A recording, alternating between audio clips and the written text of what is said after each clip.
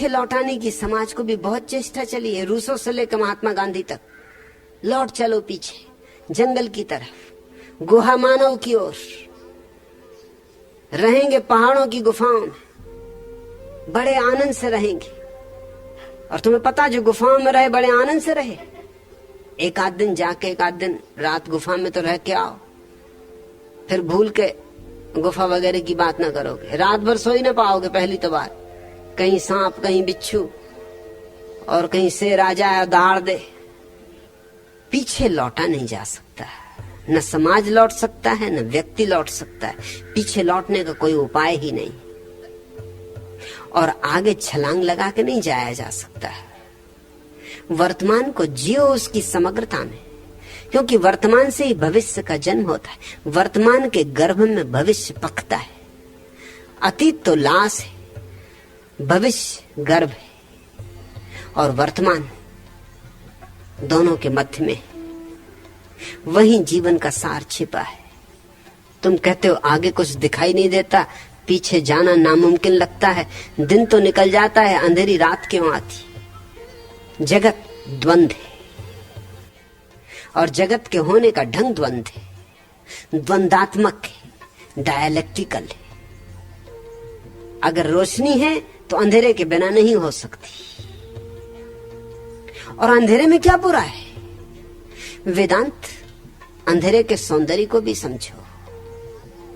सदियों सदियों में तुमसे कहा गया है कि परमात्मा प्रकाश है। इसका यह अर्थ मत समझ लेना कि परमात्मा प्रकाश है, इससे परमात्मा का कोई संबंध नहीं। ये वक्तव्य तो हमारे डर के कारण निकला है। हम अंधेरे से डरते, हम अंधेरे से भयभीत, और वो अंधेरे का भय भी गुफा मानव के समय से चला आ रहा है। जब आदमी जंगल में था और अंधेरे में था तो रात बड़ी खतरनाक थी, दिन तो गुजर जाता था, क्योंकि दिन में रोशनी होती थी, बच सकता था, बचाव कर सकता था। जानवर आ जाए झाड़ पे चढ़ सकता था, जानवर आ जाए भाग सकता था, जानवर की दहाड़ सुनाई पड़े छिप सकता था, अपनी गुफा के दरवाजे पे पत्थर रख सकता था, कोई उपाय कर लेता। मगर रात अंधेरा छा जाता, तब आग भी नहीं खोजी गई थी। रात के अंधेरे में उसको कुछ समझ नहीं आता कि अब क्या करे। सांप बिल्कुल छाती पे आ जाए तब पता चले, और सिंह सामने आ जाए तब पता चले। और रात सोना और खतरनाक, क्योंकि नींद में वो बचाव भी ना कर सके, कोई भी जंगली जानवर खींच के ले जाए। तो नींद से भी एक भय समा गया, रात से भय समा गया, अंधेरे से भय समा गया। इसलिए अग्नि को लोगों ने देवता का पहला रूप माना। अग्नि देवता की जितनी पूजा की गई दुनिया में, किसी और देवता की नहीं की गई। उसका कुल कारण इतना था कि अग्नि के आविष्कार ने रात के अंधेरे से छुटकारा दिलवा दिया। रात का भय कम हो गया। अग्नि को जला के चारों तरफ धूनी लगा के गुफा मानव सो जाता था। अभी भी तुम्हारे महात्मा वही कर रहे हैं। ना गुफा में रहते, ना अब कोई खतरा है, ना कोई जंगली जानवर है। अब तो आदमी ने सब जंगली जानवर खत्म कर दिए। खतरा है तो जंगली जानवरों को, आदमी को कोई खतरा नहीं। लेकिन तुम्हारे महात्मा गण अभी भी धूनी लगा के बैठे। उनको पता ही नहीं कि धूनी लगाने का जमाना जा चुका। थी कभी जरूरत धूनी रमाने की, अब क्या धूनी रमायो? अब क्यों लकड़ी जला रहा है फिजूल? अब कोई जरूरत नहीं। अंधेरे से एक हमारे अचेतन में भय समा गया है, लेकिन अंधेरे में बड़ा सौंदर्य है। वेदांत इस भय को जाने दो। प्रकाश सुंदर है, वैसा ही अंधेरा भी सुंदर है। प्रकाश की अपनी महिमा है, अंधेरे की अपनी महिमा है, क्योंकि परमात्मा के दोनों पहलू, प्रकाश और अंधेरा, एक ही सिक्के के दो पहलू जैसे। अंधेरे में भी परमात्मा ही है, अंधेरा भी उसका ही है और प्रकाश भी उसका है, उसकी ही अभिव्यक्तियां। तुम जरा अंधेरे के गुण तो देखो, अंधेरे की गहराई देखो, अंधेरे की शांति देखो, अंधेरे का सन्नाटा देखो, अंधेरे का संगीत देखो, और अंधेरा तुम्हें बिल्कुल अकेला छोड़ देता है। अकेलेपन का मजा देखो, एकांत का मजा देखो। रोशनी में तुम अकेले हो ही नहीं सकते, कोई ना कोई मौजूद है, कोई ना कोई दिखाई पड़ता है। अंधेरे में तुम बिल्कुल अकेले हो सकते हो, बीच बाजार में भी अकेले हो सकते हो, अपने कमरे में भी अकेले हो सकते हो, पत्नी भी हो, बच्चे भी हो, तो भी तुम अकेले हो सकते हो। जरा अंधेरे में रस लेना शुरू करो, अंधेरे को पढ़ना शुरू करो, और तुम पाओगे कि अंधेरा तुम्हें गहरी शांति देगा, आनंद देगा, एकांत देगा, समाधि देगा। और तब अंधेरा भी अंधेरा जैसा नहीं मालूम होगा, अंधेरे में भी एक प्रकाश प्रकट होने लगेगा, एक धीमा प्रकाश।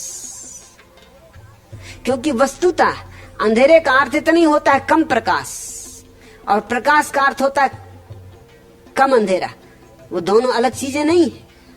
जैसे गर्मी और सर्दी अलग नहीं है, जैसे स्त्री और पुरुष अलग नहीं है, वैसे जीवन और मृत्यु अलग नहीं है। और जब तक तुम अंधेरे को प्रेम न कर पाओगे, तुम कभी मृत्यु को भी प्रेम न कर पाओगे। और जो मृत्यु को प्रेम नहीं कर सकता, उसका जीवन अधूरा है, खंडित है। वह अखंड परमात्मा को न जान सकेगा। उसे उसके सब रूपों में अंगीकार करना है, तब तथाता पैदा होती। सब रूपों में, कांटों में भी वह जब दिखाई पड़ने लगे, फूलों में तो दिखाई पड़ जाता, ये ठीक, ये कोई खास बात नहीं, किसी को भी दिखाई पड़ जाएगा। लेकिन कांटों में भी दिखाई पड़ने लगे, जीवन में उसकी लहर मालूम होती, ये तो ठीक, लेकिन मृत्यु में भी उसकी ही उपस्थिति अनुभव होने लगे। और प्रकाश में ही नहीं, अंधकार में भी वही तुमको घेरे। और अंधकार की मखमली स्पर्श, तुम जरा भय छोड़ो तो तुम आंदोलित होने लगोगे। अंधेरे में भी मस्त होगे और रोशनी में भी मस्त होगे। रोशनी का अपना मजा, अंधेरे का अपना मजा, जागरण का अपना सुख, निद्रा का अपना सुख। इस जगत में प्रत्येक चीज में परमात्मा समाया हुआ है। इस सत्य को हृदयंगम करो और किसी चीज का विरोध नहीं करना है। यही तो मेरी मूल शिक्षा है। किसी भी चीज का निषेध नहीं करना है, अंधेरे का भी नहीं, मृत्यु का भी नहीं। अंगीकार करना है, आत्मसात करना है, समग्र को आत्मसात करना है, तो ही तुम जान सकोगे कि परमात्मा क्या है। और जिसने परमात्मा को नहीं जाना, उसने कुछ भी नहीं जाना। और जिसने परमात्मा को जाना, वो चाहे और कुछ भी ना जानता हो, उसने सब जान लिया है। वेदांत प्रार्थना से भरो कि वो तुम्हें अंधकार में भी दिखाई पड़े, मृत्यु में भी दिखाई पड़े, कांटों में भी दिखाई पड़े, असफलताओं में भी दिखाई पड़े, विरह में भी दिखाई पड़े। मिलन में तो दिखाई पड़ता ही है, उसके लिए कोई खास खूबी की जरूरत नहीं। जब विरह में भी दिखाई पड़ने लगता है, तब समझना तुम्हारे पास अंतर्दृष्टि है। जग के उर्वर आंगन में बरसों ज्योतिर्मय जीवन, बरसों लघु लघु तृण तरु पर है चिर अव्यय चिर नूतन। बरसों कुसुमों में मधुबन, प्राणों में अमर प्रणय घन। स्मित स्वप्न अधर पलकों में और अंगों में सुख यौवन। छू छू जग के मृत रजकण, कर दो तृण तरु में चेतन। मरण मरण बांध दो जग का, दे प्राणों का आलिंगन। बरसों सुख बन सुषमा बन, बरसों जग जीवन के घन। दिस दिस में और पल पल में, बरसों संसरती के सावन। परमात्मा बरसने को राजी, तुम पुकारो भर, तुम निमंत्रण भर दो। वह अतिथि तुम्हारे निमंत्रण की प्रतीक्षा कर रहा है। जीवन जखन शुकाए जाए, करुणा धाराए ऐसो।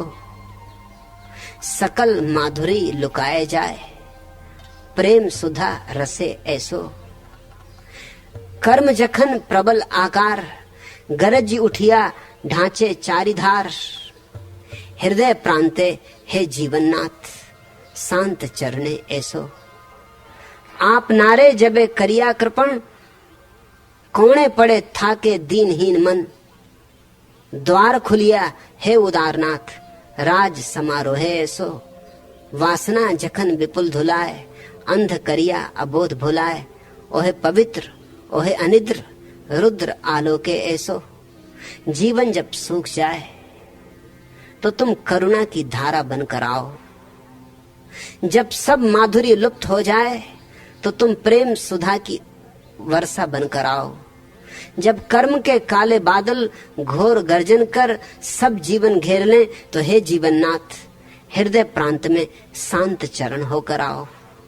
जब मेरा बड़ा मन छोटा होकर, दीनहीन होकर किसी कोने में छिप जाए, तो हे उदारनाथ, तुम द्वार खोलकर राज समारोह की भांति आओ।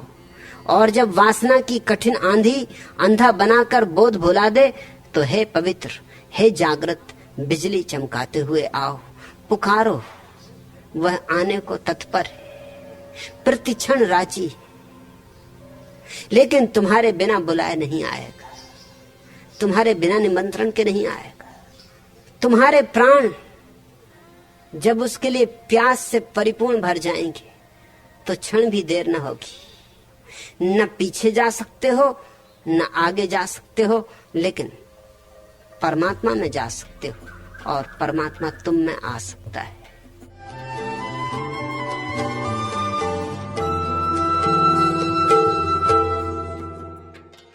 अध्याय 41 खंड 2। निपट उजाला धुधलके की तरह दिखता है। महाअंतरिक्ष के कोने नहीं होते। महासंगीत धीमा सुनाई देता है। महारूप की रूपरेखा नहीं होती, और ताओ अनाम छिपा है।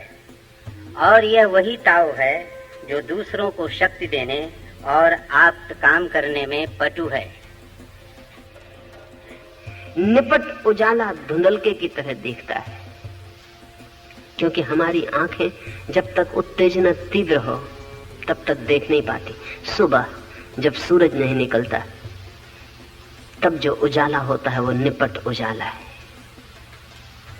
उसमें चकाचौंध नहीं, उसमें उत्तेजना नहीं, उसमें तीव्रता नहीं, उसमें चोट और आक्रमण नहीं है। अनाक्रमक अहिंसक उजाला है, लेकिन वो हमें धुंधलके की तरह दिखता है।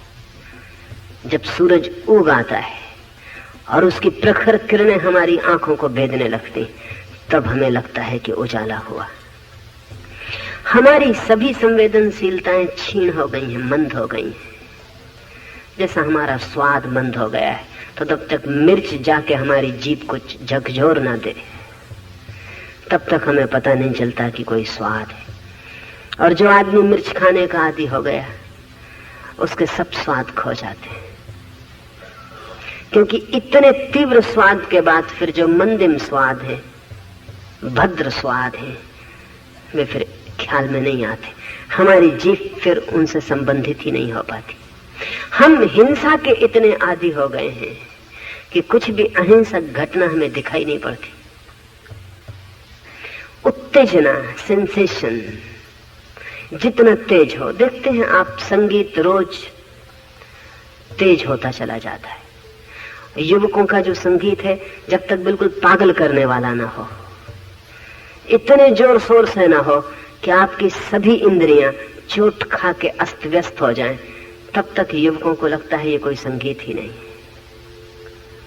धीमे स्वर, भद्र स्वर, शांत स्वर सुनाई ही नहीं पड़ेंगे। कान भी हमारे उत्तेजना मांगते हैं। वस्त्र भी, जब तक कि रंग ऐसे न हो कि जो आंखों को भेद दें, ऐसे न हो कि तिलमिलाहट पैदा कर दें, तब तक रंग नहीं मालूम पड़ते। हमारा पूरा जीवन ही गहरी उत्तेजना, तेज स्वाद, चोट पहुंचाने वाले स्वर, चोट पहुंचाने वाली घटनाएं इनकी मांग करते हैं। सुबह उठ के आप अखबार देखते हैं, उसमें आप नजर डालते हैं कहां कितने लोग मरे, कहां युद्ध शुरू हुआ, कहां आगजनी हुई, कहां उपद्रव हुआ, कहां हत्याएं, बलात्कार, कितनी स्त्रियां भगाई गई। और अगर अखबार में ऐसी कोई खबर ना हो तो आप कहेंगे आज कुछ हुआ ही नहीं। आप अखबार को नीचे रख देंगे उदास चित्त से कि आज कोई खबर नहीं।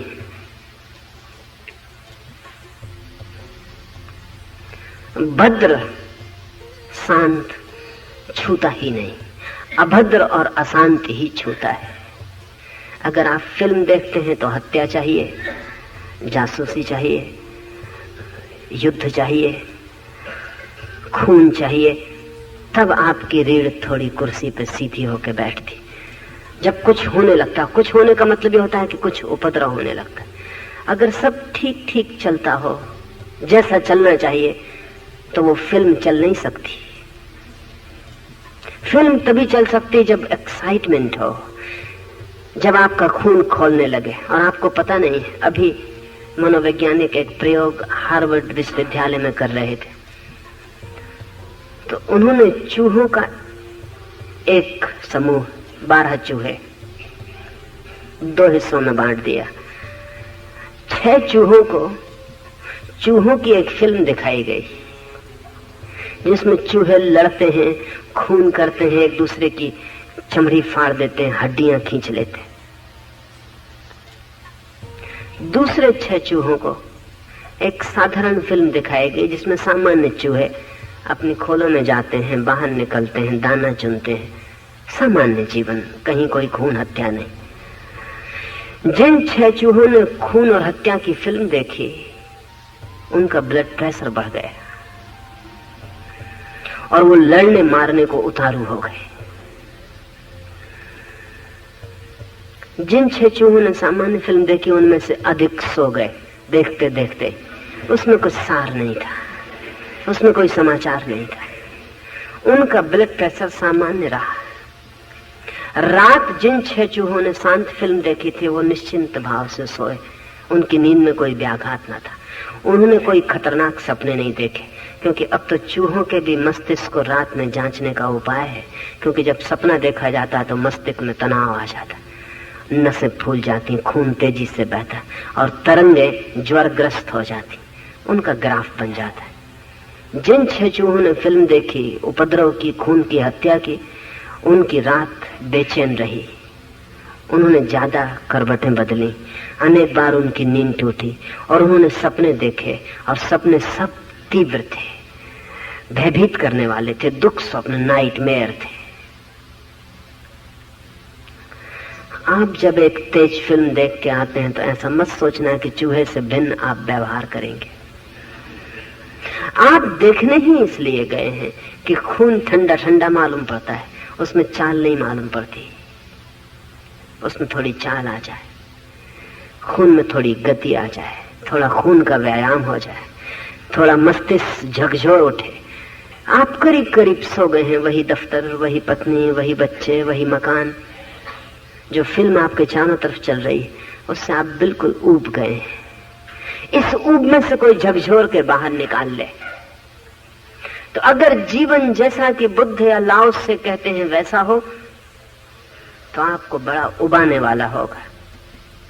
जैसा जीवन हिटलर, चंगेज खान और तैमूरलंग चाहते हैं वैसा हो तो ही आपको रसपूर्ण होगा। फिर भी आप बुद्ध की पूजा करते हैं और तैमूर को गाली दिए जाते हैं, लेकिन आप अनुयायी तैमूर, हिटलर, नेपोलियन के हैं। बुद्ध, महावीर, कृष्ण, क्राइस्ट से आपका कुछ लेना देना नहीं। ये भी आपकी तरकीब है अपने को धोखा देने की कि चलते हैं पीछे हिटलर के और पूजा करते हैं बुद्ध के मंदिर में। इससे आपको भरोसा बना रहता है कि हम भी बुद्ध के पीछे चलने वाले। लेकिन बुद्ध के जीवन में आपको क्या रस होगा। एक मित्र अभी मेरे पास आए, जैन हैं, बड़े उद्योगपति हैं, धनपति हैं। उन्होंने मुझसे कहा कि महावीर की 2500वीं वर्षगांठ आ रही 74 में, तो आप कुछ सुझाव दें कि हम महावीर के लिए क्या करें। तो मैंने उन्हें कहा कि महावीर के जीवन पर एक फिल्म बनाए। उन्होंने कहा उसको कौन देखेगा, उनके जीवन में ऐसा कुछ है ही नहीं।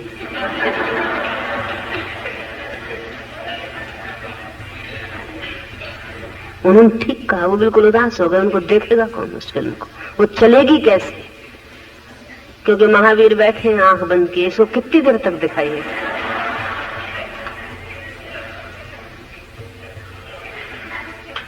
इसमें कोई हत्या, इसमें कोई प्रेम का उपद्रव, कोई ट्रायंगल कुछ भी नहीं है कि दो स्त्रियां लड़ रही हो, उनके लिए खींचतान हो रही हो, कुछ उपद्रव हो, कुछ भी नहीं है। जीवन बिल्कुल शांत है। तो इस शांत धार को कौन देखेगा? वो ठीक कहते हैं। जब महावीर की फिल्म को कोई देखने को राजी नहीं है, तो महावीर के जीवन को कौन स्वीकार करेगा?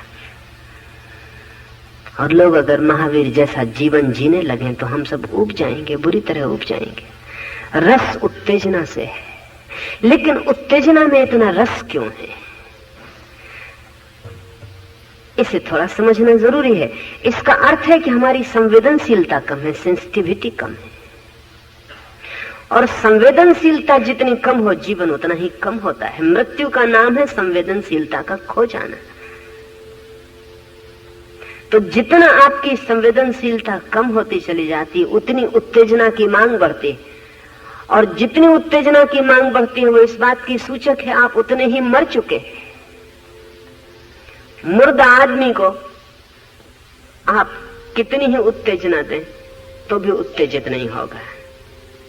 कितना ही बैंड बाजा बजाएं, कितना ही शोरगुल करे, तो भी वो चौंकेगा नहीं।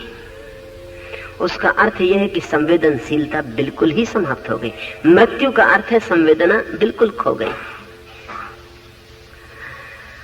आपको जब बहुत उत्तेजना मिलती तब कभी आप थोड़ा सा चौंकते हैं।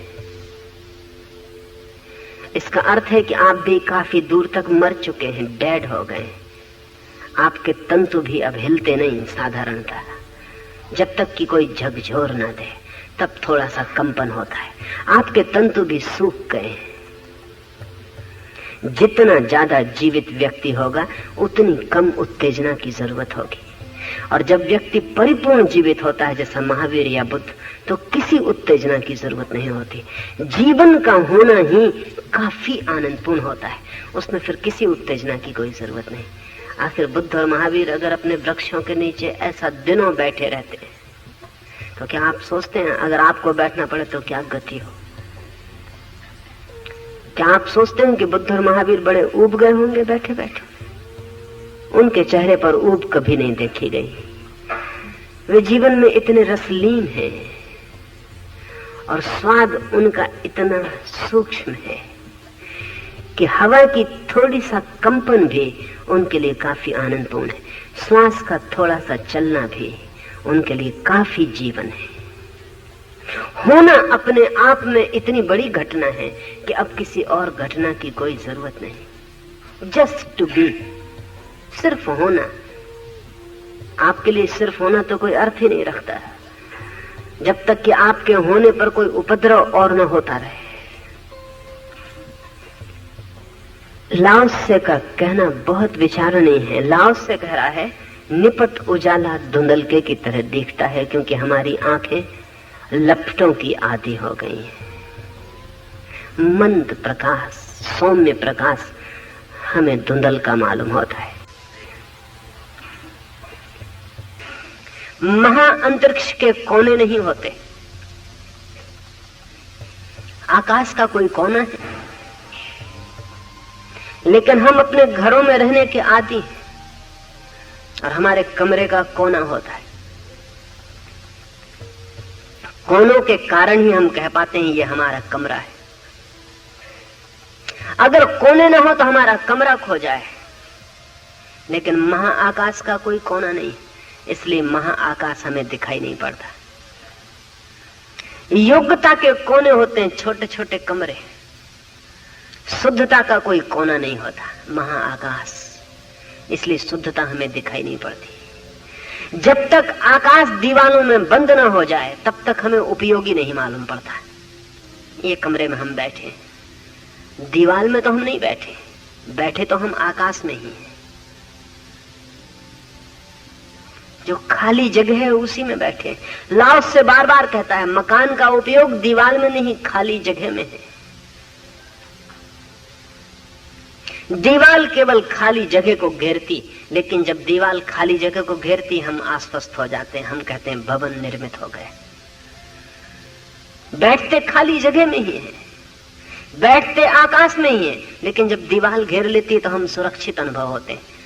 अपना आकाश घेर लिया, लगता है अब कुछ अपना है, सीमा है तो हमें दिखाई पड़ता है। दीवालें खो जाएं, अभी यहां बैठे बैठे ऐसा चमत्कार हो कि दीवालें खो जाएं, तो आप जहां बैठे हैं वहीं बैठे रहेंगे, कोई भी फर्क आपको नहीं पड़ेगा।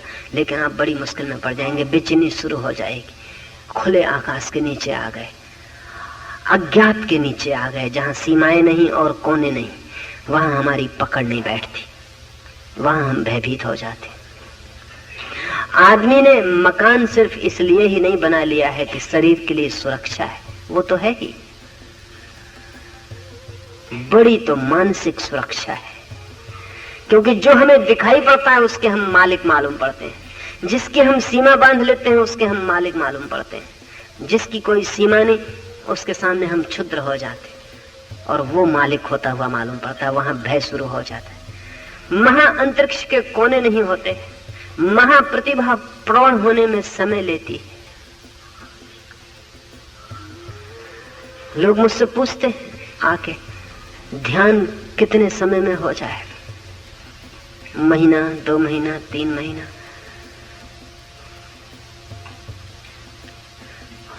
वो जो भी योग्यताएं जानते हैं सभी बहुत थोड़ा समय लेती। किसी आदमी को इंजीनियर होना है कुछ वर्ष में हो जाएगा, किसी को डॉक्टर होना है कुछ वर्ष में हो जाएगा। वे पूछते हैं ध्यान समय कितना लगेगा। उपनिषद और वेद कहते हैं अनंत जन्म लगेंगे। अगर आपसे कहा जाए अनंत जन्म लगेंगे, आप प्रयास ही ना करेंगे, जाने दो, आप प्रयास ही ना करेंगे। एक बार बुद्ध एक गांव से गुजर रहे हैं, रास्ता भटक गया है, संगी साथी भिक्षु भूखे प्यासे हैं, घनी दोपहर हो गई, जंगल से रास्ता निकलता हुआ मालूम नहीं पड़ता, जिस गांव पहुंचना है वो कितनी दूर है कुछ पता नहीं। राह में एक आदमी मिलता है, बुद्ध का शिष्य आनंद उस आदमी से पूछता है गांव कितनी दूर है। वो आदमी कहता बस 2 मील, 1 कोस। 1 कोस निकल जाता है, गांव का फिर भी कोई पता नहीं। फिर एक आदमी मिलता है, आनंद पूछता है गांव कितनी दूर है। वो आदमी कहता है बस 1 कोस, 2 मील। आनंद थोड़ा बेचैन होता है, 1 कोस पहले भी था, 1 कोस चल चुके, शायद ज्यादा ही चल चुके, लेकिन बुद्ध मुस्कुराते रहते हैं। फिर 1 कोस बीत जाता है, लेकिन गांव का कोई पता नहीं, और अब सांझ होने के करीब आने को है, और भूख और प्यास और सब परेशान है। और फिर एक आदमी, एक लकड़हारा मिलता और उससे पूछते हैं कि गांव कितने दूर है। वो कहता है बस 2 मील, 1 कोस। आनंद खड़ा हो जाता है, वो कहता है ये किस तरह की यात्रा हो रही है, 1 कोस कितना लंबा है। बुद्ध कहते हैं तू खुश हो, कम से कम 1 कोस से ज्यादा तो नहीं बढ़ता गांव। इतना भी क्या कम है कि अपना 1 कोस ठहरा हुआ है, उससे ज्यादा नहीं हो रहा। हमने जितना था उससे खोया नहीं, इतना पक्का है। हम जहां थे कम से कम वहीं थे रहे, वहां से पीछे नहीं हटे। और ये लोग भले लोग हैं, ये प्रेम बस कहते हैं 1 कोस ताकि तुम चल सको। और बुद्ध ने कहा मेरी खुद की हालत तुम्हारे साथ यही है। तुम मुझसे पूछते हो कितनी दूर है बोध, कितनी दूर है बुद्धत्व, मैं कहता हूँ 1 कोस। तुम 1 कोस चल के फिर पूछते हो, मैं कहता हूँ 1 कोस। ये लंबी यात्रा है, ये अनंत यात्रा है, अनंत जन्म लग जाते हैं। ये भले लोग हैं, ये तुम्हारे चेहरे की थकान देख के 1 कोस कहते हैं। एक कोस से इनका कोई लेना देना नहीं। ये दयावान। अच्छा था पुरानी दिनों में सड़क के किनारे पत्थर नहीं थे, क्योंकि पत्थर आपका चेहरा नहीं देख सकते।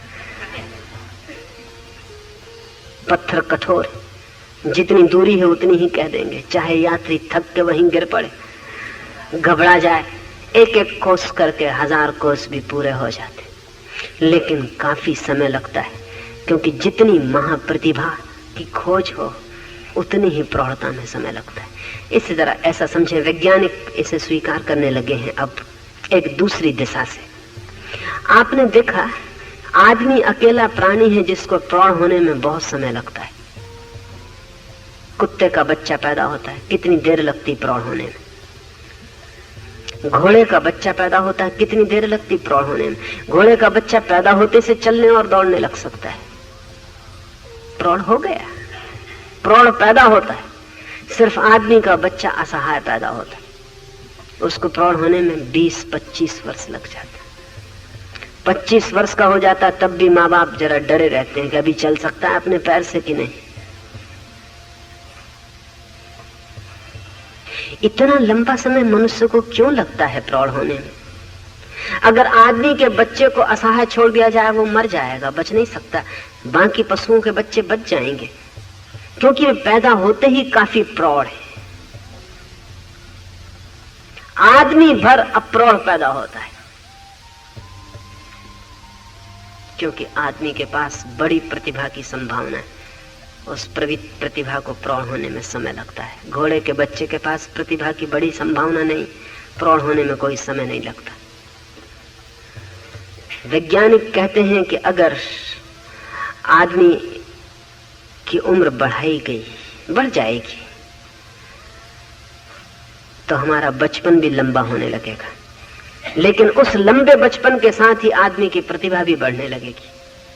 अगर समझें कि 200 साल आदमी की औसत उम्र हो जाए तो फिर 21 वर्ष में बच्चा जवान नहीं होगा, प्रौढ़ नहीं होगा। फिर वो 50-60 वर्ष में प्रौढ़ता के करीब आएगा। यूनिवर्सिटी से जब निकलेगा तो 60 वर्ष के करीब शिक्षित होकर बाहर। लेकिन तब मनुष्य की प्रतिभा बड़े ऊंचे शिखर छू लेगी, स्वभाव था, क्योंकि प्रौढ़ होने के लिए जितना समय मिलता है उतना ही प्रतिभा पकती है। ध्यान तो प्रतिभा की अंतिम अवस्था है, एक जन्म काफी नहीं, अनेक जन्म लग जाते हैं तब प्रतिभा पकती। और कोई व्यक्ति अनंत जन्मों तक अगर सतत प्रयास करे तो ही, अन्यथा कई बार प्रयास छूट जाता है, अंतराल आ जाते, जो पाया था वो भी खो जाता है, भटक जाता है, फिर पाना होता है। अगर सतत प्रयास चलता रहे तो अनंत जन्म लगते हैं, तब समाधि उपलब्ध होती। इससे घबरा मत जाना, इससे बैठ मत जाना पत्थर के किनारे कि अब क्या होगा। अनंत जन्मों से आप चल ही रहे हो, घबराने की कोई जरूरत नहीं। हो सकता है आ गया हो वक्त, तो जब कोई कहता है 1 ही कोस दूर, तो हो सकता है आपके लिए 1 ही कोस बचा हो, क्योंकि कोई आज की यात्रा नहीं, अनंत जन्म से आप चल रहे हैं। इस क्षण भी ध्यान घटित हो सकता है अगर पीछे की परिपक्वता साथ हो, अगर पीछे कुछ किया हो, कोई बीज बोए हो तो फसल इस क्षण भी काटी जा सकती। इसलिए भयभीत होने की कोई जरूरत नहीं, और ना भी पीछे कुछ किया हो तो भी बैठ जाने से कुछ हल नहीं है, कुछ करे ताकि आगे कुछ हो सके। राव से कहता है महाप्रतिभा प्रौढ़ होने में समय लेती है, महासंगीत धीमा सुनाई पड़ता है, क्षुद्र संगीत ही शोरगुल वाला होता है, महासंगीत धीमा होने लगता है। परम संगीत की अवस्था तो वही है जब शून्य रह जाता है, स्वर बिल्कुल शून्य हो जाते। जो शून्य को सुन सकता है वो महासंगीत को सुनने में समर्थ हो गया। इसलिए हम तो ओंकार को ही महासंगीत कहते हैं, क्योंकि जब व्यक्ति पूर्ण शून्य हो जाता है तब ओंकार की ध्वनि सुनाई पड़ती, और वो ध्वनि रहित है, साउंडलेस साउंड, उसे रिकॉर्ड नहीं किया जा सकता। चाहे हृदय में ही टेप रिकॉर्डर हम लगा दें तो भी उसे रिकॉर्ड नहीं किया जा सकता। वो कोई ध्वनि नहीं है स्थूल अर्थों में, वो महाशून्य की गूंज है। जब सारी ध्वनियां खो जाती हैं तो उनके खो जाने से जो गूंज रह जाती, उस गूंज का नाम ओंकार है। महासंगीत धीमा सुनाई पड़ता है, इसलिए धीमे से धीमे सुनने की क्षमता विकसित करनी चाहिए। धीरे धीरे धीरे धीरे जितना धीमा सुन सके, जितना सूक्ष्म सुन सके, उसकी फिक्र करनी चाहिए। शोरगुल चल रहा है बाजार का, आंख बंद करके दीवार पर लगी घड़ी को सुनने की कोशिश करनी चाहिए। आप हैरान होंगे, जैसे ही आपका ध्यान दीवार की घड़ी पे जाएगा, थोड़ी देर में उसकी टिक टिक सुनाई पड़ने लगी। बाजार का शोरगुल खो गया, टिक टिक सुनाई पड़ने लगी। फिर धीरे धीरे और नीचे हटना चाहिए। आंख बंद करके बाजार का शोरगुल चल रहा है, हृदय की धड़कन सुननी चाहिए। अगर बाजार का शोरगुल चलता रहे और आपको अपने हृदय की धड़कन सुनाई पड़ने लगे, आप समझना कि मंजिल बहुत करीब आ रही।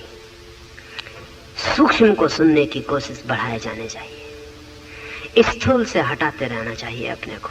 स्थूल घटता रहेगा, लेकिन परिधि पर और केंद्र पर सूक्ष्म की प्रतीति होने लगे। महारूप की रूपरेखा नहीं होती। जिस रूप की रूपरेखा होती है वो सीमित ही है, इसलिए परमात्मा की कोई प्रतिमा नहीं हो सकती। इसलिए हमने परमात्मा का जो गहनतम प्रतीक बनाया है वो शिवलिंग है। उसमें कोई रूप नहीं है, अरूप है। एक अंडाकार आकृति है। अंडाकार आकृति जीवन की गति का प्रतीक है। सभी जीवन की गति वर्तुलाकार है, अंडाकार है। शिवलिंग सिर्फ एक अंडाकार आकृति है जिसमें कोई रूप नहीं है, अरूप है। परमात्मा का कोई रूप नहीं हो सकता है, क्योंकि रूप सीमा देगा, और जहां सीमा है वहां बंधन है, जहां सीमा है वहां मृत्यु है, जहां सीमा है वहां अज्ञान है, अविद्या है। महारूप की रूपरेखा नहीं होती, और ताओ अनाम है, छिपा है। स्वभाव अनाम है और छिपा है, सत्य अनाम है और छिपा है। और यह वही ताओ है जो दूसरों को शक्ति देने और आप्त काम करने में पटु है। ये जो छिपा हुआ मूल स्रोत है धर्म का, सत्य का, इसी से ही सारी ऊर्जा उठती है। इसी से फूल खिलते हैं, इसी से पक्षी आकाश में उड़ते हैं, इसी से तारे चलते हैं, सूर्य प्रकाशित होता है, इसी से चेतना आविर्भूत होती है, इसी से चेतना समाधि तक पहुंचती है। सभी का स्रोत, सभी शक्तियों का मूल उद्गम, लेकिन अनाम छिपा हुआ। जैसे बीज जमीन में छिप जाते हैं, फिर जड़ें बनती और वृक्ष आकाश की तरफ उठता है। आकाश की तरफ उठता हुआ वृक्ष जमीन में छिपी हुई जड़ों पर निर्भर होता है। नीचे से जड़ें काट दो, ऊपर से वृक्ष तिरोहित हो जाएगा। जो भी प्रकट है वो अप्रगट में उसकी जड़ें होती। सत्य या परमात्मा या ताओ या जो भी नाम हम देना चाहें, वो हमारा अप्रगट मूल स्रोत है। उस मूल स्रोत में ही सारी शक्ति का उद्गम है। और जब तक हम ऊपर ऊपर शक्ति को खोजते हैं तब तक हम निर्बल बने रहते हैं, और जब हम उतरते हैं गहरे वृक्ष की जड़ों में तो महाशक्ति मिल जाती है जिसका कोई अंत नहीं, जो अनंत है। जो दिखाई पड़ता है उससे उस तरफ चले जो दिखाई नहीं पड़ता, जो सुनाई पड़ता है उससे उस तरफ चले जो सुनाई नहीं पड़ता, जिसका रूप है उससे उस तरफ चले जिसका कोई रूप नहीं है, जिसका नाम है उससे उस तरफ चले जो अनाम है। तो आप परमात्मा के मंदिर में प्रविष्ट हो जाएंगे। वो मंदिर बहुत दूर नहीं, यहीं छिपा है, लेकिन छिपा है। इसलिए जो उसे प्रगट मंदिरों में खोजता है वो व्यर्थ ही भटकता है।